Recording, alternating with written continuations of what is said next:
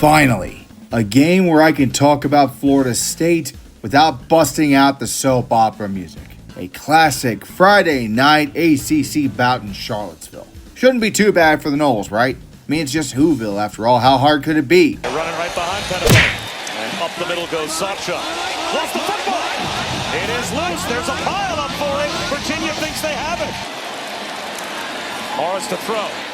Into the end zone. He's got a man for a touchdown. Sage Ennis, the tight end, settled down at the goal line. All right, fine. I see there's no avoiding this. DJ, hit my fucking music! And now, for the next few minutes, as the Doak burns. When we last left off the revitalized Garnet and Gold, they laid the smackdown so hard on Alabama, we all thought this show had been canceled permanently. However, it has been resurrected once more thanks to Chandler Morris.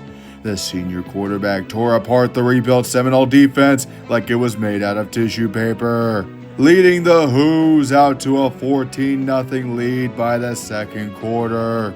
However, Florida State would respond quickly with a touchdown by Gavin Sawchuk and an interception that led to the Noles evening up the game at 14-all with another touchdown. Virginia seemed to collapse as quickly as they got hot with a second interception to Florida State. This allows the Seminoles to score yet another touchdown to take the lead 21-14. But then, Virginia finally quit shitting themselves for 2 minutes and drove the ball 70 yards downfield to tie the game at 21 going into the half. Chandler Morris jumps on the dazed Seminoles with yet another touchdown. Florida State would quickly recover to tie the game at 28 with a touchdown pass to Randy Pittman Jr. Tony White's defense, however, continues to fail the Seminoles as a 15-play, 8-minute drive results in Chandler Morris getting the ball to Xavier Brown for yet another touchdown. Florida State's following drive would result in a turnover on downs. And now, Virginia has the chance to run out the clock or go 3-and-out like dipshits. Florida State has one more chance to tie it up. The Noles go into goal-to-go territory, but the Cavaliers refuse to let them into the end zone. It all comes down to this: 4th and goal. They got two guys over there. They got a corner and a safety shading to them. They bring another blitz. Castellanos on the move. Castellanos into the end zone. Diving attempt. Touchdown! Randy Pittman, the tight end, traps it. What? How? How in the fucking fuck did he catch that ball? The exact opposite of last year is now the reality. Florida State has tied the game. But, hey, you know, it's the Who's. They haven't backed down from the Noles all night. They're going to overtime. In the first overtime, it's a stalemate. Both teams run 4 plays and only get field goals for their efforts. However, Virginia gets the ball first to start the second overtime, and it's clear they are done fucking around. Play action for Morris. Rolling out. Tucks it under. Hunting the pylon. He got there. Touchdown. Morris to throw. Into the end zone. Caught in the back of the end zone with a flag out. They've got the 2-point play.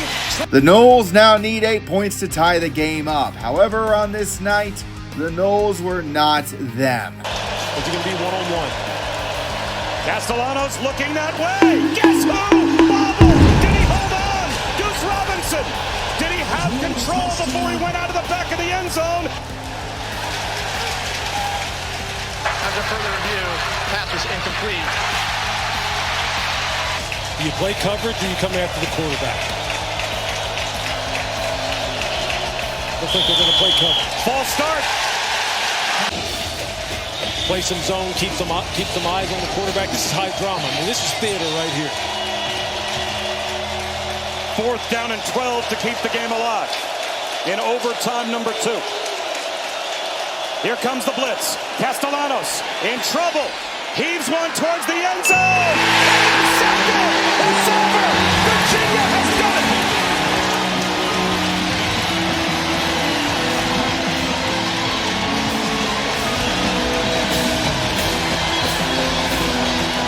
This was probably one of the greatest field storms of all time, and it's fitting for this game. It was chaos. Florida State got caught looking ahead to Miami next week for their big showdown with the Hurricanes.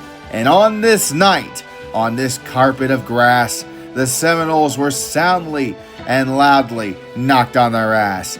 As the Who's of Charlottesville run amok with pride, the good old song was sung loud and high. The Seminoles would walk off and cry with their stomachs turned, falling down and screaming in agony as the Doak fucking Birds.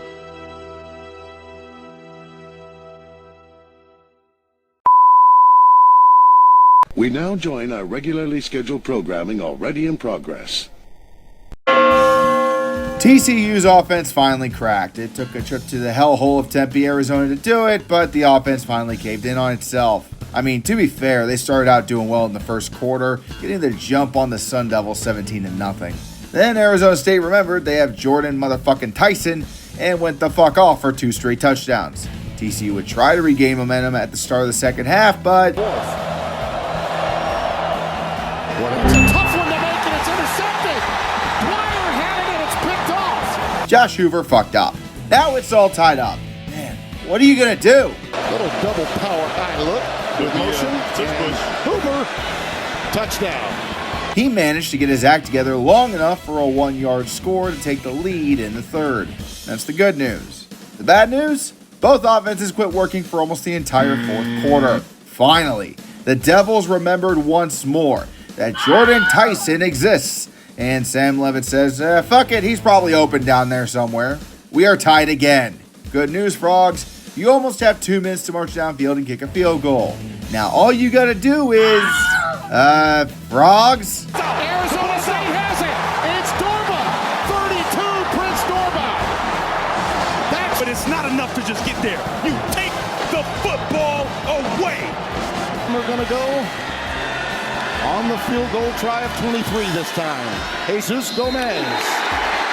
Right through. And 1, actually. It's intercepted. It's Martell Hughes. Turns out the Devils are immune to the spells of Hypnotoad. Josh Hoover's collapse in the second half is the main reason you lost, as he was responsible for giving up all 3 turnovers. Hoover collapsed harder in the second half than a nerd asking his crush to homecoming. It was a pathetic sight that was so cringeworthy, I visibly winced. God damn, I love chaos conferences. A week after being beaten over the head with heaps rock in Indiana, the Illini rebounded like nothing even happened to them. Going up 24-10 midway through the third, USC has sputtered on the offense the entire game, giving up 3 turnovers including an interception early in the third. However, Jaden Mayava woke up leading the Trojans to 2 touchdowns and a 2-point conversion to bring the score to 31-25 with 10 minutes left in the fourth. This is where Illinois goes full bulimia and fumbles the fucking ball in the USC red zone. The white-hot Trojans then go scorched earth and run a 9-play, 80-yard drive downfield that results in USC scoring a touchdown. With the extra point, the Trojans now had the lead for the first time all day, 32-31. Here's a handoff to Fagan, power running, first down. Down and 1 at the 34 for Altmaier. He'll hand it off to Fagan churning, dragging. Defenders with him. They hand it to Fagan. He dives forward and picks up, it looks like a first down. Clean snap, good hold, it's up. Oh, good! Illinois wins! Altmaier is back to being the assassin we all know him as. 20 of 26 and 328 yards for the touchdown is a good day at the office for sure. USC, on the other hand, just couldn't get out of their own damn way, despite Maava playing pretty well. Turnovers lead to losses, and that combined with the slow start for the Trojan offense is what cost them the game. Also, an obligatory fuck you to Lincoln Riley, you fucking fraud. Arkansas played okay for maybe a quarter and then collapsed harder than a southern grandma without her life alert. Just like some good barbecue, the pork was shredded violently by the hungry Irish, who are desperately trying to stay relevant in the hunt for a playoff spot. Arkansas head coach Sam Pittman is all but guaranteed to be fired as Arkansas enters the bye week, and it ain't gonna do a damn thing to help the Piggies. While other historic doormats have risen in the age of NIL and the transfer portal, Arkansas continues to be the ultimate doormat of the SEC. Going into the bye week, it's clear that things need to change, and they need to change now. And that's exactly what they're gonna get. Bring out Jadane! Bring out Jadane! Pittman mercifully gets the axe by Arkansas. Yet another bad hire by the Hogs that for some reason lasted 4.5 seasons. This isn't on Sam. He's a career offensive line coach and has a ton of experience at the FBS level. I don't blame him for looking to break into the next level of coaching and become the head coach at Arkansas. That was an opportunity that every position coach dreams of. The problem? Coaching at Arkansas is as good as jumping feet first into a wood chipper. It'll kill your career, and you will be in pain every fucking second of it. Yeah, he was incompetent. He was known to choke away games when it was close, and was not a great recruiter with players, and most importantly in terms of NIL, with the boosters. Money talks and bullshit walks. And if you can't convince your alumni to give their alma mater money to buy the elite talent in order to compete in a conference like the SEC, it's a one-way trip straight to hell. Speaking of hell, the devil himself is now the leader of Hog City once more, Bobby fucking Petrino. He is the interim coach, and he is already going full dictator when firing 3 defensive assistant coaches, including the defensive coordinator Travis Williams, on the first day he's in the fucking chair. It's like he knew Pittman was doomed, and he's now collecting power in order to... Wait, Arkansas.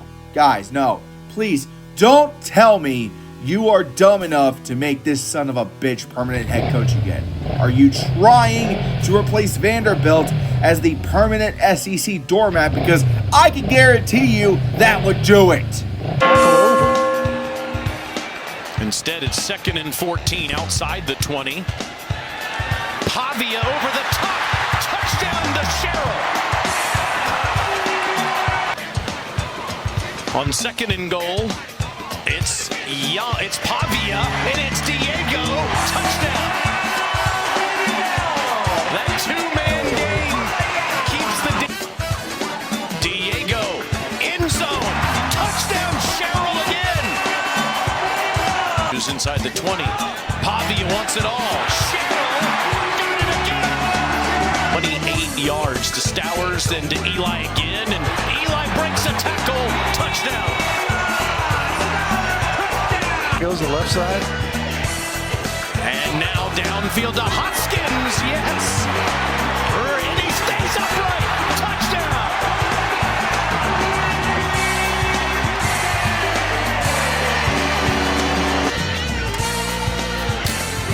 It's Young to the corner. Touchdown. We're gonna die! Everybody panic! It's just like the Titanic, but it's full of bears! Okay, Jackets, what the hell is this? I know Wake Forest isn't as bad as Temple, but it's still Wake fucking Forest. This should be a cakewalk for you. Turning the ball over on downs twice and kicking a field goal are not the Yellow Jackets we have seen. Haynes King is fucking missing to the point where fans were putting his picture on milk cartons by halftime. It must have worked because the rambling wreck clawed back into this one with 2 touchdowns in the third thanks to Haynes King and a field goal to start the fourth. The Deeks tried to respond on the following drive, but failed to make the field goal. Now the white-hot Tech offense can retake the lead with yet another fumble by Jamal Haynes. What the fuck? The lead. Calvert atones, and the Demon Deacons have the lead. Okay, time to get serious, Jackets, and by that I mean they immediately shit themselves on the next drive. Deeks just need to run out the clock, and they shit themselves as well and are forced to punt. Finally, the Jackets get back on offense and frantically storm down the field into the Wake Forest red zone. You can make it, right, Jackets? First perfect this year from 33. He is pure. And overtime! Tech gets the ball first in overtime, and Haynes King storms into the end zone to take a 30-23 lead. Wake Forest responds immediately with a one-play, 25-yard run by DeMond Claiborne for the touchdown. However, Wake isn't here to go back and forth with Georgia Tech. They know that they are the underdog and the little guy in this situation. They want to and kind of need to win right now. Go for dos, amigos! He rolls. Ashford searching under pressure. Intercepted! You blew it! Dude, why did you stop running when you had room to make the corner and you had blockers in front? Robbie Ashford proved in this moment he has ice in his brain and not in his veins, as the Jackets escape Winston-Salem unbeaten by a fucking point. Hey, newsflash, boys, you can't do this crap against everyone and expect to win. Welcome to having a target on your back, assholes. Not fun when everyone's out to get you, is it? It's a must-win situation for the Volunteers after the loss to Georgia a couple of weeks ago, but Tennessee's offense was just like a sorority girl stumbling home at 7 o'clock in the morning on Saturday. Sloppy as hell, and barely got anywhere for most of the game. Joey Aguilar is doing okay, but his accuracy just went to shit. The only thing saving the Volunteers is their defense, as Mississippi State's quarterback Blake Shippen is getting mauled in the backfield. Not to mention a very convenient break for them. 48, Jacob hit immediately. Oh, is he destroyed? It's picked up. Joshua Joseph to the house. Touchdown. The joy in the Smokies didn't even last 5 fucking minutes before the Bulldogs score 10 points on your asses and go up 34-27, thanks in part to Aguilar fucking the ball. Thankfully for Tennessee, he made up for it and will take the ball into the end zone himself to tie the game. We're going to overtime. Again. Ugh. Again? Seriously? First play, Tennessee ends up scoring a touchdown. How does Mississippi State respond? Shapen has some time. Sidearm throw. Incomplete.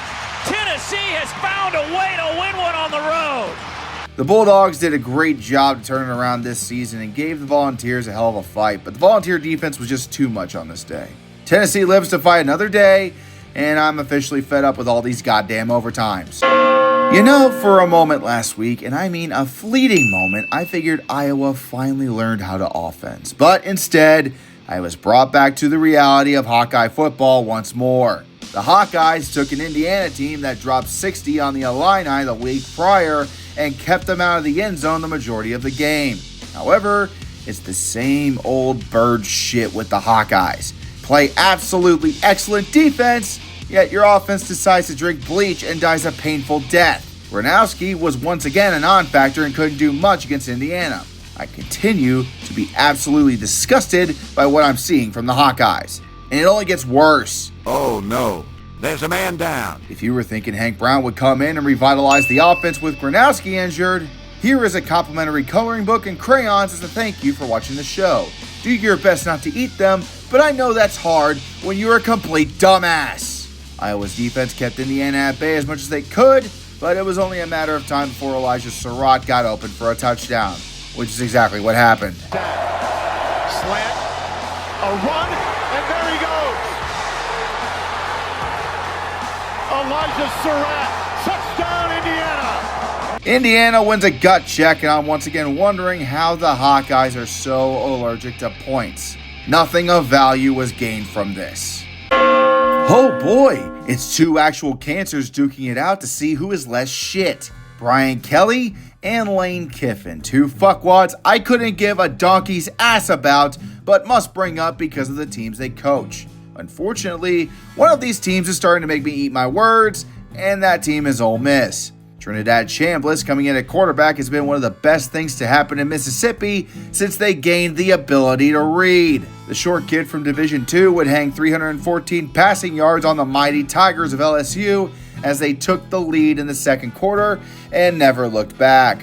LSU did all they could to come back and take the lead late, but it was too little, too late. The offense could not establish a fucking rushing attack throughout the entire game. Garrett Nussmeier was effectively shut down for most of the game and did fuck all.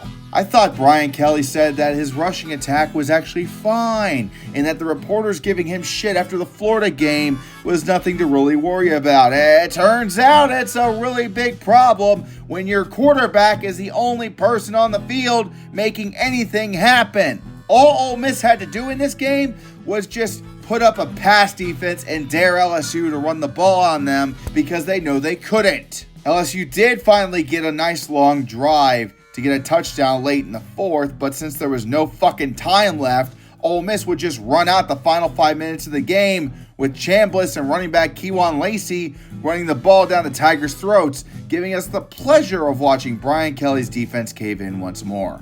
Hey Lane, I don't know about you, but Shameless just knocked off the number 4 team in the nation. I know Simmons should be back here soon, but maybe just start Shameless the rest of the way. I mean, he's more than earned it. Or continue to be a total moron. That works too. There are 3 guarantees in life: death, taxes, and Georgia getting humiliated by Alabama. No guys, I don't think it was because of Nick Saban that you can never seem to beat them. Yes, you did beat them for the national championship in 22, but that is the only time you have done so. Since 2008, Georgia has only won once against the Tide with Kirby Smart as head coach.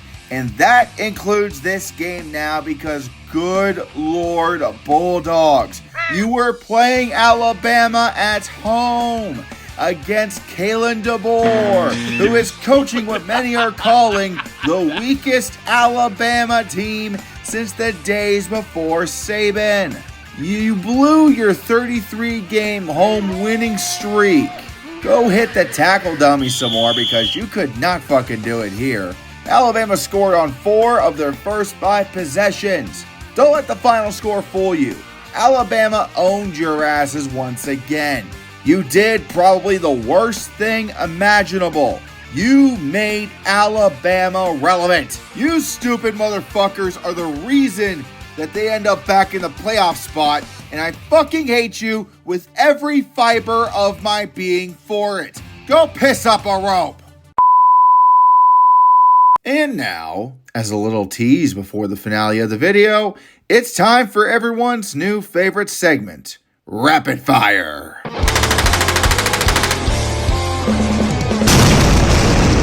Hey, Oregon State, if you want people to come to your fucking games, you need to hold on to your leads, not collapse like a half-assed beaver dam. In the Big Ten tank-off, it's Northwestern who comes out victorious. The road to 0-12 continues for UCLA. I'm sure Nico doesn't regret his transfer at all. Hey, can we rank North Texas? I mean, they're probably the best looking group of 6 team out here. You fucking cowards. Also, fuck the students that didn't show up to support the Mean Green. You lazy fucks. Remember how I asked last week what the cost would be for beating Clemson? This was the cost. Hold on to that memory tight as your season is flushed down the toilet. Pitt had a 2-score lead twice, but still lost. Miller Moss just wouldn't quit scoring while Eli Holstein was pecked to death by birds. Even the Louisville ball boy was fighting harder than you dumbasses. Minnesota finally has a decent quarterback in Drake Lindsey. I'm sure their old quarterback is happy for the... Oh yeah. Congrats, you beat UCF. You've done the bare minimum. Your season is still fucked. The only reason you golden sacks of shit won is because JKS saved your hides at the last moment. You're 4-1, yeah, sure, but it's an ugly fucking 4-1. Wait a minute, how in the fuck are the Bearcats the best football team in Cincinnati right now? Oh yeah, they actually try to protect their quarterback. I miss you, Joe! Boo! You stink! The post-Gundy era begins by getting mauled by some very pissed-off Bears. Welcome to the rest of the season, Stillwater. You know what, Texas? I'm finally starting to... What the fuck? Okay, look, you guys played really well. Fucking damn it. Look, I'm trying to give you guys some compliments here, but this is... Okay, you know what? Where is the discipline? Where the fuck is the discipline? God damn it with these flags, motherfucker! UMass successfully defends its title as the worst team in college football. In other news, Mizzou is still very happy starting a backup quarterback. The Buckeyes playing down the competition. What the fuck are you, the Steelers? This game was two dipshits fighting the worst fight of all time. The Blood Gods will not be happy with this offering, Aztecs.